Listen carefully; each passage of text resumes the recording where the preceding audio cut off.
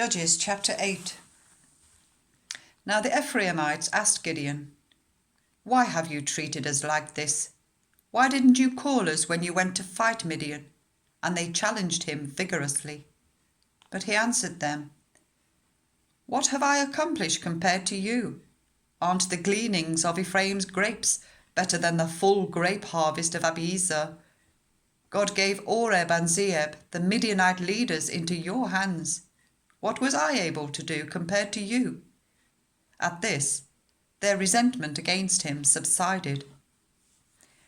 Gideon and his 300 men, exhausted yet keeping up the pursuit, came to the Jordan and crossed it. He said to the men of Succoth, "Give my troops some bread, they are worn out, and I am still pursuing Zebah and Zalmunna, the kings of Midian." But the officials of Succoth said, "Do you already have the hands of Zebah and Zalmunna in your possession? Why should we give bread to your troops?" Then Gideon replied, "Just for that, when the Lord has given Zebah and Zalmunna into my hand, I will tear your flesh with desert thorns and briars." From there he went up to Peniel and made the same request of them.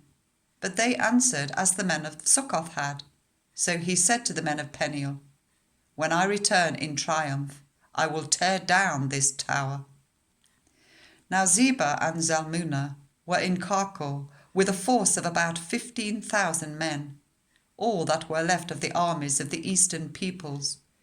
120,000 swordsmen had fallen. Gideon went up by the route of the nomads east of Nobah and Jogbehar and attacked the unsuspecting army. Zebah and Zalmunna, the 2 kings of Midian, fled, but he pursued them and captured them, routing their entire army. Gideon, son of Joash, then returned from the battle by the pass of Herez. He caught a young man of Succoth and questioned him, and the young man wrote down for him the names of the 77 officials of Succoth, the elders of the towns. Then Gideon came and said to the men of Succoth, "Here are Zebah and Zalmunna, about whom you taunted me by saying, 'Do you already have the hands of Zebah and Zalmunna in your possession? Why should we give bread to your exhausted troops?'" He took the elders of the town and taught the men of Succoth a lesson by punishing them with desert thorns and briars. He also pulled down the tower of Peniel and killed the men of the town.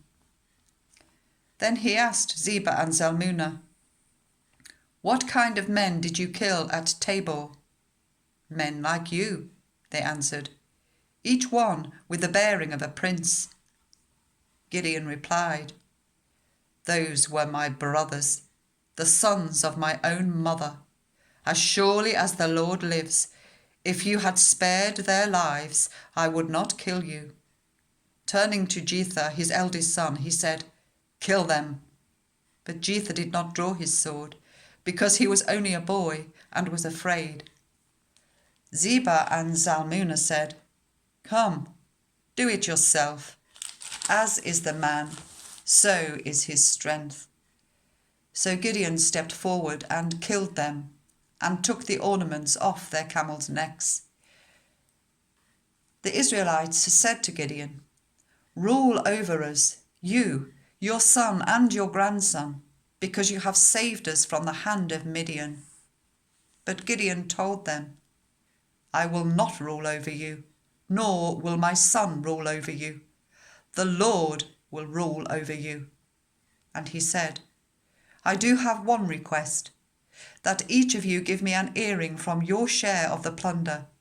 It was the custom of the Ishmaelites to wear gold earrings. They answered, "We'll be glad to give them."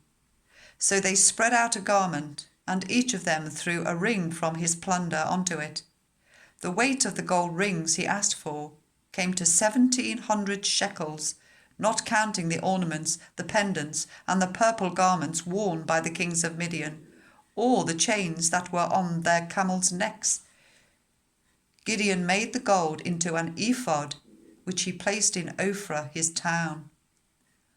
all Israel prostituted themselves by worshipping it there, and it became a snare to Gideon and his family. Thus Midian was subdued before the Israelites and did not raise its head again. During Gideon's lifetime, the land had peace for 40 years. Jerubbaal, son of Joash, went back home to live. He had 70 sons of his own, for he had many wives. His concubine, who lived in Shechem, also bore him a son, whom he named Abimelech. Gideon, son of Joash, died at a good old age and was buried in the tomb of his father Joash in Ophrah of the Abiezrites. No sooner had Gideon died than the Israelites again prostituted themselves to the Baals.